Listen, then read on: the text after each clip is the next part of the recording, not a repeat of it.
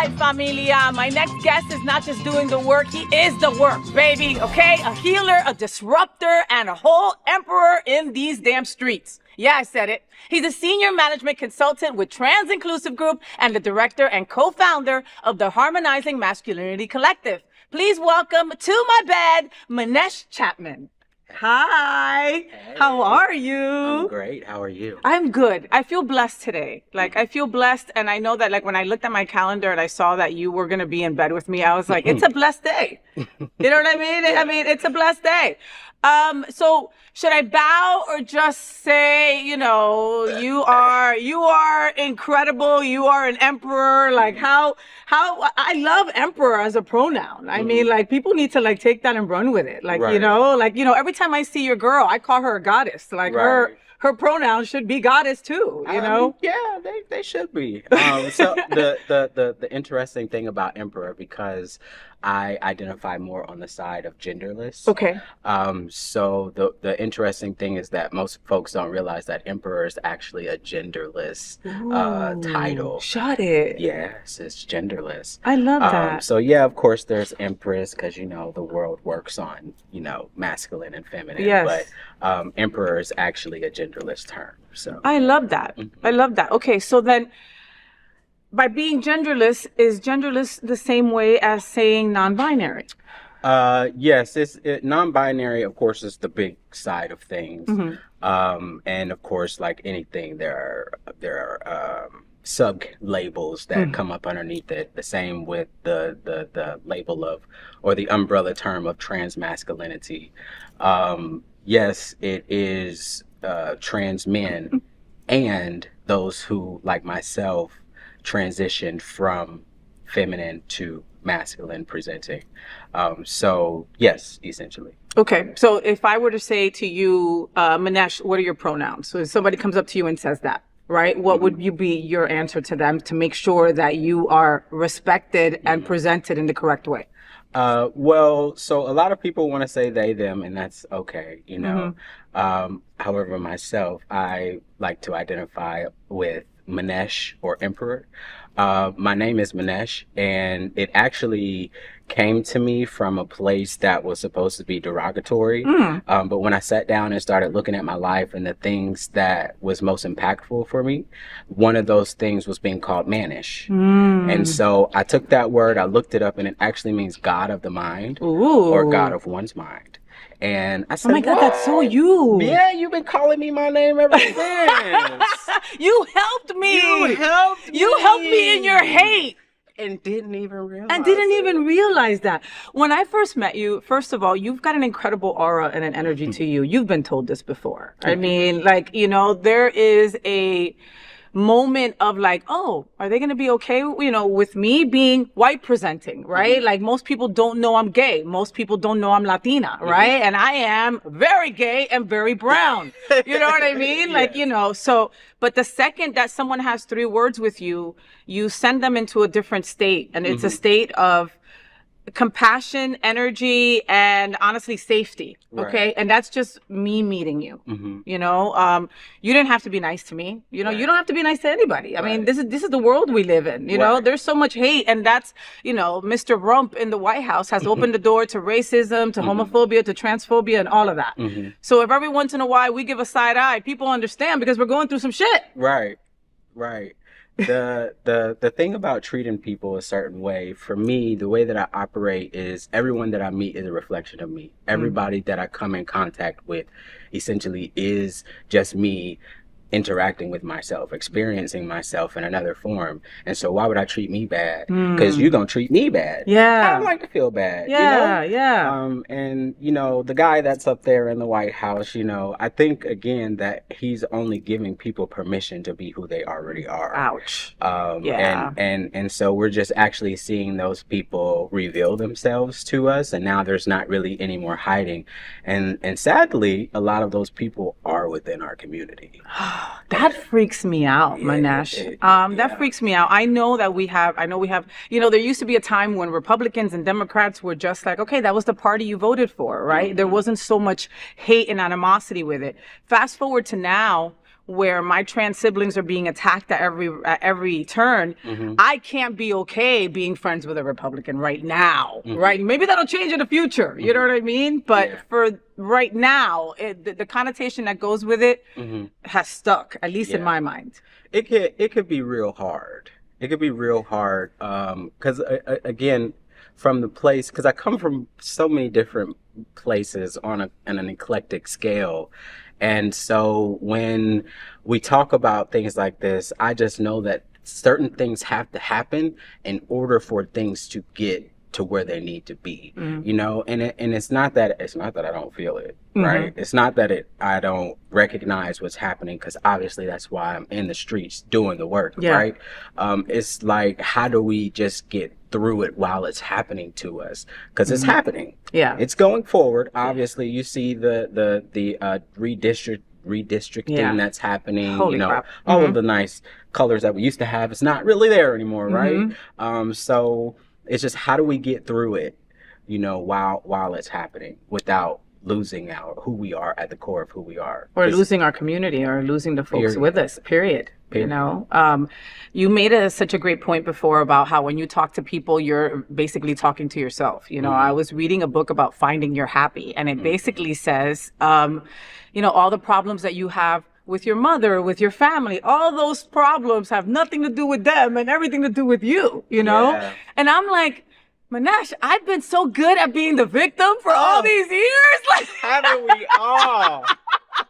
I got a PhD in victimization. You know what I mean? Like, so how am I supposed to come back from that and go, wow, all these years that I've been blaming my mom for how I feel about certain things, when it really is kind of my fault for still holding on to the things that my mom, you know, put upon me. Right. It's more so not what people are doing to you, but what people are doing for you to help you get to your next place of growth, whether that be mentally, spiritually, physically, financially, whatever it is. But we place these people in our lives to be something for us at this point in time. And so while I would, you know, just to take it a little bit deeper, just understanding from my perspective is that before I even enter into this body, this vessel, I already created contracts, shall we say, for certain things to happen. And sometimes the people who bring us into the world are simply meant to do that. Right? And so my places where I learned to love didn't necessarily come in the house. They came from people who were white presenting. And so it's like, how can I and myself form a dislike or a hate for someone who looks differently than me, when those are the very people who showed me the most love? You know, and it just so happens that my community that I am connected to is the community that is one of the most oppressed and looked over in the world. So it's so interesting when you see people who have the ability to help dangle it in a space of exploitation, right? So it's like, that happens so much. It's so interesting. And the deeper that I actually get into the work, because I've been around for almost 10 years. You know, a lot of people don't realize that, but I started a long time ago with just teas and herbs, you know? So just seeing things and as I advance and deepen my advocacy work, because I didn't call myself an advocate. Y'all did, right? As I get deeper into it, I realize all of the politics that's surrounding it all. Right? It's like wordplay like crazy. And in one of my spoken word pieces, I'm reading Rainbow. I love that piece. I love that piece. We're going to talk about his poetry in a little bit also, but I love that piece. Just realizing that the pen is literally what makes all rules change.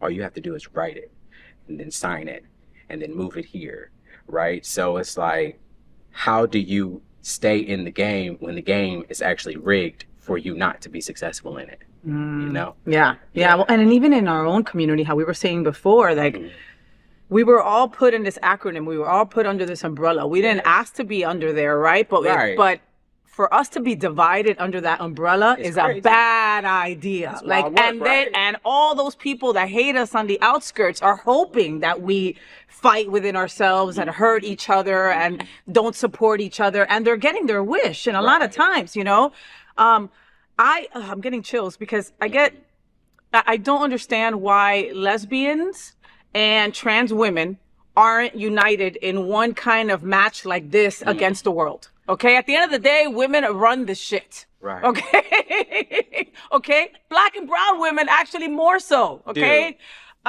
So that's one division. You know, I've heard of gay men say that if we drop the T, we'll be better off. What the F?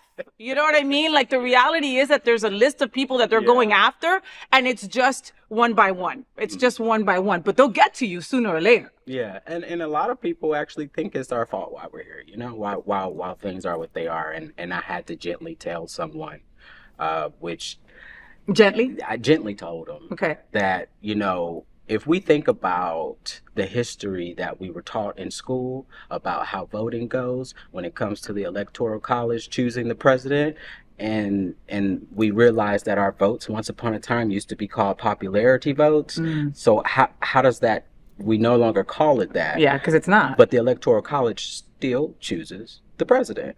And so how is it trans people's fault? How is it LGBTQIA plus A? How is it our fault that he's in there? How is it any of our faults that he's in there? Yeah. Well, 26% or something like that of LGBTQ plus people got out and voted last year. Right. That's heartbreaking. It is. You know, and I sat from this bed and I sat from Queer News Tonight, and every stage that I was ever on, Manëësh, I was like, please vote. Don't sleep with nobody or give any hand jobs to no one that's not voting. I mean, like, it was a lot. Okay. So it takes a lot. Let me just say this, gently speaking, because it takes a lot to be where I am to say what I'm about to say, right? Okay. Because there are places where the vote counts, right? And that's mostly local. As I said, the president is selected by the Electoral College, not by we the people.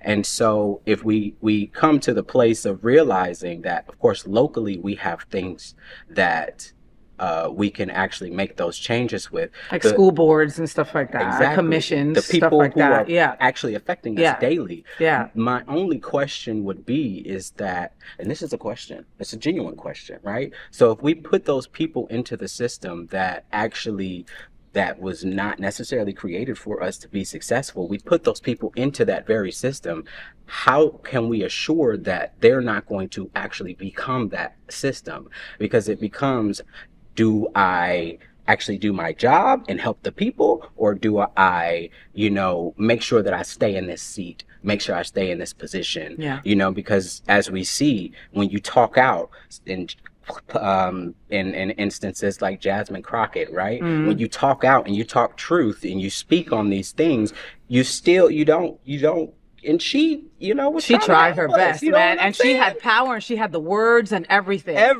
The documentation, she had all the receipts. Dug through everybody's history of everything. How you hiding this and saying this and doing this, and you was just doing this, but she still didn't get in there.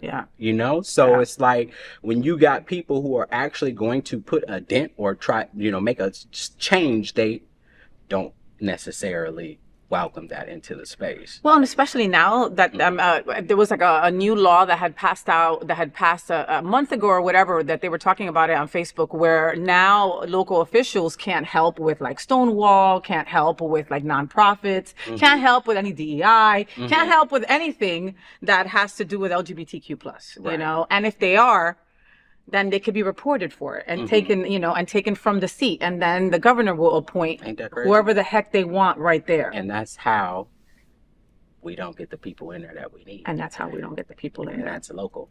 Yeah. You know? So it's like, how, you know, and it's genuine questions, if anybody can answer. How do we move into that space when this is literally happening, to where they're taking our ability to vote locally? Yeah. pushing it off to the side or not having it at all, or who signed off on redistricting? Which one of us did, right? Manëësh, how about, I mean, they're trying to have it that black and brown people can't vote, period. I mean, like, I can't, when I saw that, I thought it was AI. Like, I swear to God, I was like, no, it can't be that no. Like, you know, it's going to get to the point where I'm going to need a dude to get a bank account. You know what I mean? Like, we're going backwards in something serious. You know, you describe yourself as a healer, and I honestly do see that and feel that, a space curator, okay, and a disruptor, which was my favorite, right? Which one gets you in trouble the most? Oh my goodness. The disruptive healer it gets me in a lot of trouble, because again, just as I just said what I just said to you, it's facts, right? I'm not talking from a place of emotion. It's right there, right? Yeah. You can go look it up.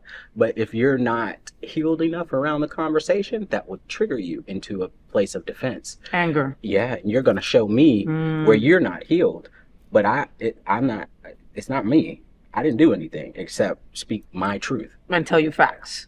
Then that's all that there is, right? So Yeah. that gets me in a lot of trouble. That gets me in a lot of trouble.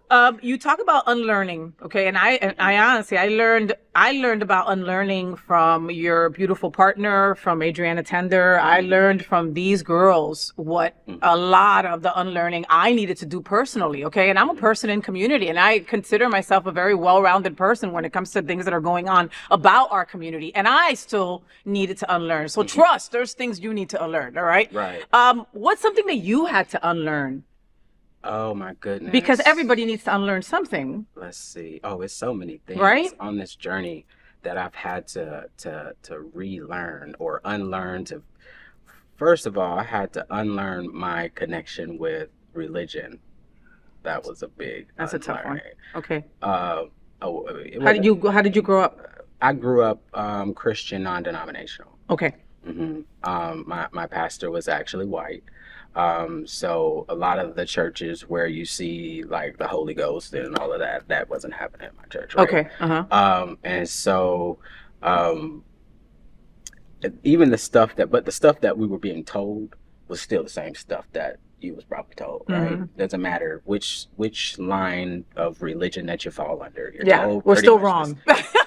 Still wrong, still told all of the same things, so first I had to realize the creator of everything already knew before I even came into this existence what I was going to be, the L and the T, right? It already knew that I was going to go from feminine to masculine, and it still allowed me the ability to keep going, right? And so if everybody has a divine path, what makes my path less divine just because it doesn't look like yours? So, and see, that's where I get in trouble, disruptive healing. Disruptive healing, right? When it comes around that, and then also realizing that creator, I am that creator experiencing itself as myself. Does that make sense? Yeah. You are. And for other people as well. Exactly. And even for this little ladybug pillow. You get what I'm saying? So just bringing everybody to a space of oneness, realizing that there is no real separation. There's only illusionary. And when we get tied up in the labels and the job titles and all of these things, we try to create separation, but that was done on purpose through the system that doesn't want us to know who we actually are. So I had to unlearn all of that to be able to know that there's nothing wrong with me. Yeah, but that's a lot. That's a lot of going back and trying to figure. I mean, there's this Bible, there's this book, okay, that's been translated 1 million times by white men. Okay, let's be clear about this. It's been translated to 1 million languages. All right, where certain words just don't translate. Okay, right. And people just decided to just take certain things out because they didn't feel like it went with their agenda at that time. The agenda, right? Yet this book starts wars. affects. I mean, there's supposed to be a separation of church and state. We don't have that here in the U.S. anymore, Which is interesting because there is actually a treaty that says that the United States has no affiliation with any religion whatsoever. There's literally a treaty that says it. Unless you're Christian. No, I know. But it really has. So all of the fanatics that they're doing with all the God and this and that, it has nothing. They're just trying to use it, which is what they've always done, is use religion to pull you into whatever it is that they got going on, saying it's, granted, everything is divine. It's all meant to be happening, right? For us. Divine order. Yeah. Right? You can't skip the steps, Faye. You can't skip the steps. No. So again, when we actually come together in a space of solidarity and realize your fight is no worse than my fight, is no less than your fight, it's all the same fight. It's all the same fight, but I can't with that hypocrisy though, Manëësh. I mean, these churches will be the same churches that will come across my feed and the guy is picked up for child porn and picked up for this. And it's always horrific shit. You never see that from a black and brown church. You just don't. You just don't. But yet they're the ones saying trans people are the reason why or this and that. I can't say that you don't see it in that church. I just can't say that you see it as often. No. Yes. Okay. But because no one is the thing where we find ourselves taking from is that collection plate, right? Some people will y'all remember that person who locked those doors and said, y'all can't leave until I have this certain amount inside this plate. That was a melanated person, so that's true. So we're doing all things on macro micro. We're doing the same things that the government has done to us, to our own people. And so now we become our own enemies, but we don't even realize that we're our own enemies. So where do we go from here? It's like we learned all the bad things from the colonizers, and here we are. You mentioned returning to oneness. That's basically what you mean, right? Like to try to break that cycle of the thing is that hurt people, Manëësh. Also, I think there's a level of hurt people choose to hurt people too, because you can choose to heal. That's true. But there's it's weird, but there's a validation of being mean to someone else when someone else was mean to you. Oh my goodness! You know what I mean? But here's the thing, and this might hit some people just a little bit deeper. But when your parents say it was done to me, and so now I feel the right to be able to do it to you. My question is, Mama, Daddy, Auntie, Uncle, did you like it when it was done to you? If you didn't, what made you do it to somebody else? Because isn't that the case that it's like I don't want you to go through what I had to go through? It should be. It should be, but there's, literal, experiences for myself where they say, well, this is what happened to me. And so I had to, kind of come around and say that's not love for me. That's not how I experience love. I don't want it to feel this way. Yeah. And so if we can't speak to each other in that fashion, I love you in Florida. I love you very far from me. But you know what? Like I needed this. Okay. Like 2 days ago was Mother's Day, and and Mother's Day is always tough with me, with my relationship with my mom, and in AA, I'm 11 years sober. In AA, they teach us to clean up our side of the street. Thank you, baby. Clean up our side of the street, right? You're only responsible for your side of the street, which is why I called my mom, which is why you called your mom. You know what I mean? Like we do what we do because it's like, I don't want to carry that shit around. We got enough shit to carry around, Now, the thing where the healing comes in on our part is, how do we feel that they didn't act right? I mean, I'm not upset because, again, if I get upset about that to me signals that I've still attached a part of my happiness to whether or not I'm acknowledged or answered or whatever the case may be. And because I'm not necessarily upset, it's not like, oh, screw this, It's more so like, I understand, I get it. All things in time, maybe it was a miscommunication, instead of, that's that part of narrative therapy where I'm releasing my narrative that I put on why what happened. It just happened, right? Yeah. She answered the phone. That's fine. That's it. Okay. Yeah. But we make, and I think that did you still have a good day? I still had a great day. Okay. And I felt that I had to mark that off the list in calling her. Right. And I didn't, and like you said, I didn't get what I wanted back. Right. I was hoping for love and admiration and her feeling bad about me losing my pup. That was what I expected. And instead she kind of was like, it was a dog. Right. And I was like, girl, I'm about to get off the phone. Right. You know what I mean? Yeah. It's not just a dog. I love all animals. You know what I'm saying? Oh yeah. No, I miss my dog. Big time. When I think that my kitties are going to go one day, it hurts my heart. So I got to stop thinking about it. Yeah. So let's stop talking about that. Okay. Let's go. All right. Oh my God. Okay, let's talk. God, it's like I could be with you for 3 hours and I don't have 3 hours. There's so much to talk about. Okay, let's talk about the trans community. Okay, because, people, it's the targets are ridiculous. Okay, and it's been for years now. You know, and it's like, and then we talked before about how the different letters of the acronym don't really support each other as much as they should be. You know, what is going on in the trans community that people are not paying attention to?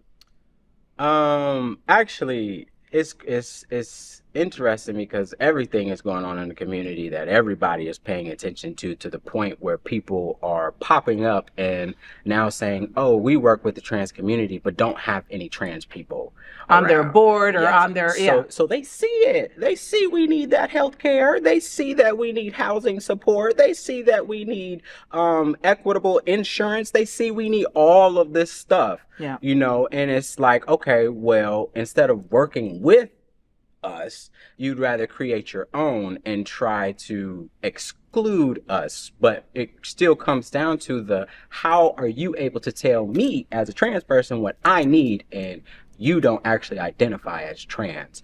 So I think what's not being, maybe it is being seen.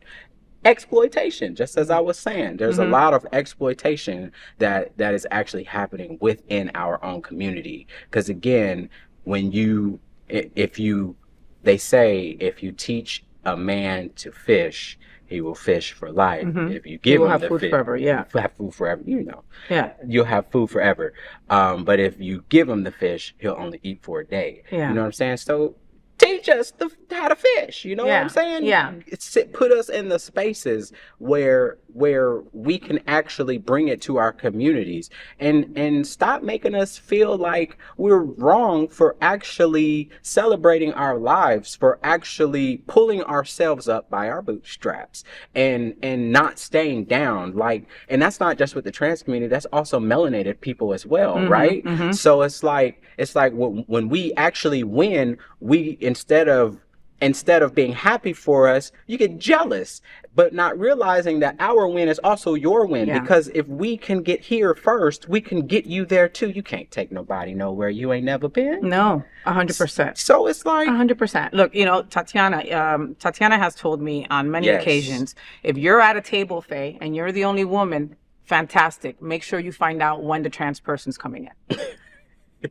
my baby. You know, and I'm like, okay, yeah, she's got, you know what I mean? It's the truth, you know what I mean? And anybody out there who supports the trans community, which you should be, right? Should be saying those same questions when they're at a board meeting or at some nonprofit or some organization that does stuff for LGBT, right? If you're a part of their space and there's no trans person at the table, then they're not helping our community. That's it. Because just like Manëësh said, they can't be helping people if they don't even know where they've been. You know what I mean? It's just kind of impossible. Now, with that, 2 days a year, I see everybody come out. Okay. And I'm happy that they're there, but I'm also mad that they're there. Like, do something with me. I'm so sorry. Like, and it's not my place to say anything. I'm in a safe space right here with you right now that I'm able to say it. Right. That day I don't say it, but it bothers me. It bothers me that for T-Door and T-Dove, I feel like everybody, it's like a Catholic going to school and, you know, going to church at that day in Christmas that they have to go to, right? You know, or Easter. Like they have to go that one day a year. I feel that for T-Door and T-Dove. Am I wrong? Am I the only one who feels this way? Well, like my beautiful Empress says, I love her so much. I truly do. And what I've also grown to know is that everybody that's meant to be there will always be there, you know, and, you know, our events are pretty decently attended when it comes to like the town halls. And you mentioned earlier about trans women and the lesbian community. Well, the beautiful thing about TIG is that we actually do that with the Women and Girls Town Hall, highlighting HIV and AIDS awareness. We also have Babes at Brunch, where we literally sit down, and have a beautiful meal with other incredible people. Those who identify as lesbian or cisgendered, heterosexual, trans women, so we're actually creating that space to be intentional about bridging all of the gaps within the community. And that's where, I know you didn't mention it, but that's where Harmonizing Masculinity Collective comes in as well, on the masculine side of things. Great. I was about to go into that. So fantastic. Please. Generally speaking, when you go into trans men heavy spaces, it doesn't really allow the space for the full spectrum of masculinity, and it kind of pulls you into a space of over performing or performative masculinity, or poking my chest out, I'm bigger than you type deal, but I'm not in that space, right? I love everything about my existence, every part of my body, I love it, and there's no such thing as a mistake, right? I am a vessel that can give life. Right? That said, right? So I love everything about it. But when I go into those spaces where it is trans men only, it's not necessarily received, and then I'm forced to be inside of a shell. And so that led me to co-creating Harmonizing Masculinity with Mr. Braylon Brown. Braylon! Right? Oh, a birthday boy. I think he celebrated a birthday May 1st, soon, yes. right? Like, May 1st, yes. Him and Tati are Tauruses. And we can go into the Taurus thing too, because my moon sign is a Taurus, and it's very interesting on a spiritual level. I get so passionate about that. But anyway, that being said, Harmonizing Masculinity Collective really is a space that speaks to the holistic ecosystem of trans masculine people. We work on introspective healing. We work on mental health. We work on our creative side, because again, a lot of creativity is connected to how well you can access your femininity, and that pulls into your space of creating, like, say, programs. That comes into your space of creating businesses, right? And so if you have blockages, or you're cutting your femininity off because you don't want to identify with any part of it, then you're going to have a difficult time accessing it. Yeah, I could see that. So HMC actually provides that space without further traumatizing that I guess more so traumatizing that space of femininity, shall we say, right? So we do things like rug tufting. We do things like conquering our heights, because we went indoor skydiving. That was super fun. So we made our own Chuck Taylor shoes, so cool. We definitely tap into that space to because you can speak through art. You already know art. You speak through it so much with your emotions, through the colors that you choose, whether it be red or yellow. It can speak so much to the places where you probably need a little more attention in your healing journey. Yeah. I had a good friend transition, and when he transitioned to a male, he was very passing. Yeah. And he decided to leave the community. He didn't feel he needed us anymore. He could pass. He found himself a girl, and that's it. Moved away, and that's all. Right. Do you find that? Do you come across that? Is that a trauma of his? It could be connected to a lot of things. But yes, it is called stealth living. Because some people would say that, because I don't necessarily get seen as trans. I get seen as a butch queen or a gay man, something along those lines. But when I open my mouth and I say I'm actually trans masculine, I went from here to here. It's like, oh. yeah, I would have never even known if you hadn't told me, But I do understand, and everybody has their journey. Yeah, Everybody's not yeah. meant to, be out there in the front. It's just when you find those people who do decide to go stealth, or who choose not to have children, or who choose da da da da da da da, and they're putting down their own people as if they Yes, weren't yes. born in From the there, same kind of body. Yeah. Facts. Yeah. Here's a fact, right? Random fact. Everybody that you see that identifies however they identify all started off as what we would call a female inside of the womb. Oh. And then there's transitions that's happening all the time. Everybody's trans, right? You see? So everybody starts as what you would call a female inside of the womb. And so when you think about what we call males, shall we say, there are so many reflections, because how can you be born of something and not also have it too? Yeah. Right. So masculine. And there's nothing wrong with that. You know what I mean? But it's not. something that you're trying to push down. But like you said, everybody, like one of my favorite symbols of life, for many years was the yin yang. Mm-hmm. Okay. And the yin yang, if you know about it, it's the black and the white, and the black side has a little bit of white and the white side has a little bit of black. And depending on how you would look at that circle, I would look at it for, like male and female, and both have each other, a part of each other in each other. Right. However you want to look at that, know, and some people are just, it's like they, and you've got to, therapy is so important. Talking to people is so important. Like you shouldn't have to like walk around with so much. It's so much to unpack, It's hard enough being LGBT, it's just, it's hard being us, just to let you know. What conversations are being had at the trans masculine collective, at the Harmonizing, Masculinity collective, that aren't being had anywhere else? We're not necessarily talking about reproductive health on the on the scale that it needs to be talked about, right? You know what I'm saying? I need OBGYN care, just like you need it, right? Yep. And so but however, again, that comes a level of education that we aren't doing for ourselves, because if we realize that cisgendered men actually also go to the OBGY or the GYN, right? So a cisgendered male can find himself sitting in that same room as someone like you, right? And so it's like, so again, that speaks to that trauma where it's like, now it's not to say that the stuff ain't happening, because I've been in spaces where they're like, do you want to go sit somewhere else? Well, why? Because people are uncomfortable. Well, that's their issue. Yeah. I'm going to sit right here. I'm going to wait for, yada, yada, this and that. So your uncomfortability has nothing to do with me, right? Yeah. I just need, one, the doctor to do what they're supposed to do, right? Yeah. Which is look at my parts and take care of that. Exactly. Right? And two, you not to worry about why I'm sitting here. Yeah. Because it's not your concern. It's not. It's not your concern. It's but not. I went through breast cancer 4 years ago. And during that time, I was researching all kinds of breast cancer. And when I was looking up LGBTQ and breast cancer, you'd be surprised that there's very minimal stuff. And there's even less stuff for a trans man. And the reality is that you can get breast cancer too. Exactly. You know what I mean? Whether you have top surgery or not, you are able to get that part. And even cisgendered men. So that's, again, and it's a different surgery.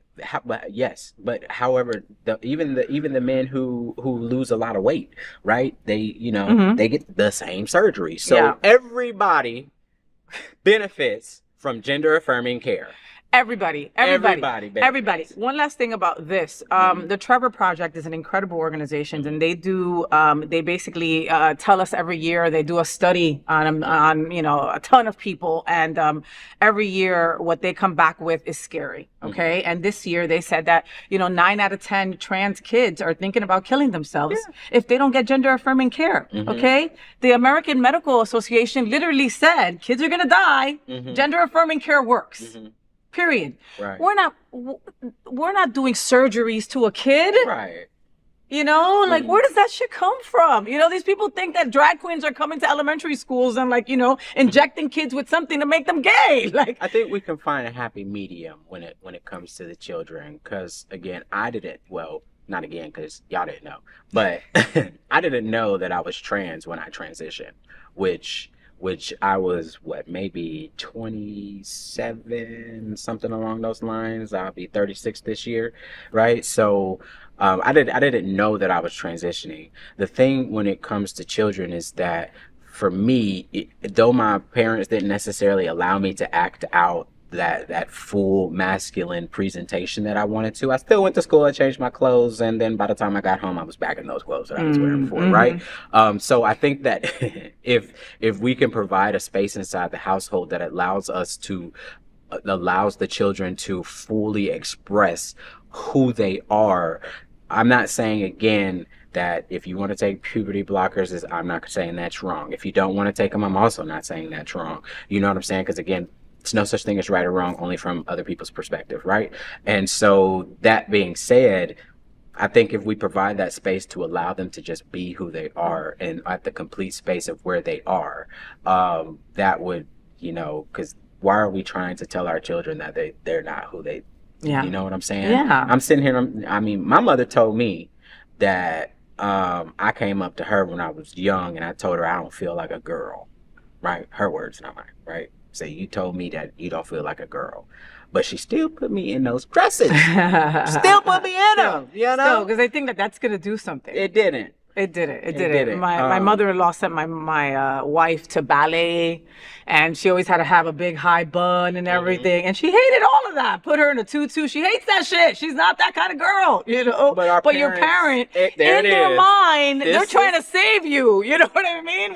And this is what I have for you. This is your path that I want you to go down. And so if you deviate from that path, some parents go far on the spectrum and kick you out, right? Yeah. Some parents just, it just depends on how deeply rooted they are within a few communities, like religion, right? Yeah. Will determine just how far they disown you, right? And so, I mean, again, sometimes parents are just meant to bring us into this world. Yeah. Yeah, you served your purpose. Thank you, vessel of life. With love. With love. Okay, let's talk real quick about your love. Okay, so you're partnered with the iconic Tatiana Braxton. Okay, yes. Mentor, legend. Is it hard working in the same organization? No, it's not. Because there is a level of understanding that has to happen when it comes to it. I understand that Tati's livelihood is important for her, right? We know her stories, right? Just based off of where she's come from, I completely understand that overstand that, her livelihood is very important to her. And so in that space, I find ways to contribute to make sure wherever it is that she needs me to be to get things done, I'll do that to ensure that that's that space. And, on the flip side, I'm more of the lover. I'm more on that side of things. So we balance ourselves out. Just like this past weekend, we were celebrating our 2-year anniversary. Ay, qué lindo! Happy Annie! Happy Annie! So we really took some. Because wow, 2 years. Yeah. Holy crap! Yeah. Did you tell people right away? Were you hiding it the first year? Well, we this wasn't even in my notes, but I have to ask. We kept it under wraps for the first 3 months. Okay. And then just work-wise, kind of like where people were at, kind of deal. No, we kept it under wraps, all together. Like there was no full thought, because there's a full backstory that comes with how we even met and where I actually came from in Georgia. But I was actually working with another organization when I met Tati. Got it. And so, she helped me. She's so wise. She helped me with knowing, with some additional knowledge, and then one thing led to another, and I'm here. One thing led to another. Like I've seen both of you at events where you're both working at an event, yet you always make it a point to stop what you're doing. Come on over. This is just me watching. You know what I mean? Making sure she's okay, giving her a paper, giving her a napkin that she didn't know she needed. You know what I mean? Then going back to do what you got to do. Yeah. Kind of just making sure that your boo's all right. You know what I mean? Like, so. It's important for me. It's important in a relationship that she knows that, you got me. I'm here. Whatever you need, I'm going to make sure that you okay. I'm going to check on you. It's important to know that I'm not so caught up in the space that I'm not paying attention to you too, you know? I love that. Yeah, well, there's enough space for that because there's so much love, you know? I love that. Last question about Tati. Who controls the remote control? Actually, it's balanced. She really gives me the remote control more than anything. I have to ask her, you know, hey, you want to pick a show? Well, you can pick it, baby. You know, so it's kind of, it's like, you know. Yeah, it's both of you. Okay. Yeah, no, that's how it should be. You know, like in my house, it's like we'll take turns, and then, you know, we'll say, let's give this 10 minutes. You know what I mean? If it's garbage, such an interesting question. But why? Because I've never been asked that question before. That was just so interesting. Yes, but yes, to the fifth, we'll give it 15 minutes, and you know, if this ain't it, let's find something else. But yes, I love that. Well, Manëësh, would you come back on my show sometime? Yeah, this was fun. Okay, I'm so glad because I have so much more to ask you, and I also was hoping that maybe you'd help me with something with a future show if you're into it. Absolutely. Okay, we'll just sit here and talk crap about current events for a little bit. Okay. Is that cool? That works. I love that. Manëësh is awesome. Oh my God. I can't believe we've talked for so much. I apologize, viewers, but it was all good, right? Like, God, we were all in it. It was so fun. Make sure that you follow the Emperor himself at galactic_Emperor 888. 888. Right? Correct. Okay. And also check out Trans Inclusive Group, all right, on social media, on IG, and also on Facebook for resources, support groups, and community programs. Also, your group. Harmonizing. You're harmonized, okay? Because like, I gotta think. I'm like music, harmonizing. You know what I mean? Yes. Harmonizing Masculinity Group. Collective group. Collective. Not just collective. No, okay. It's just collective. Okay. I want to put group and everything. You know what I mean? Yes. Oh my goodness. Okay, and don't miss the reset group, the reset room. That's what I also wanted to mention. Okay, don't miss the reset room. Okay, the sonic healing experience, because clearly we all need a reset. And if anybody wants to sign up for that, they can reach out to you in social media. Right. Right. All right. Well, Manëësh Chatman, please look into that camera and give them your best FayWhat. Yeah. Thank you so much for being on my show. Thank you for having me. We will be right back.